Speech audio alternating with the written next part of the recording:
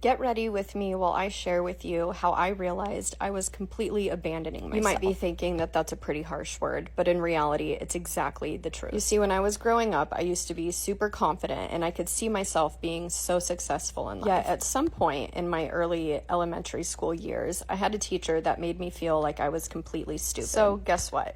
I took on that belief. I made it my reality. I no longer tried hard in school. I didn't show up the way that I thought that I should.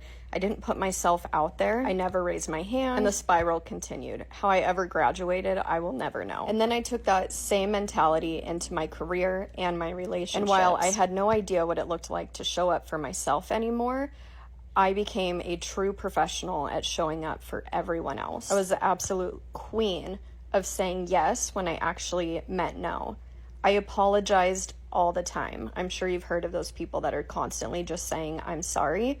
Yeah, that was me. I was basically bending over backwards for everyone else. Spoiler alert, it left me completely exhausted, resentful, and honestly lost. Things didn't shift for me until I realized one day that I was completely abandoning myself. So then it was time to get real honest.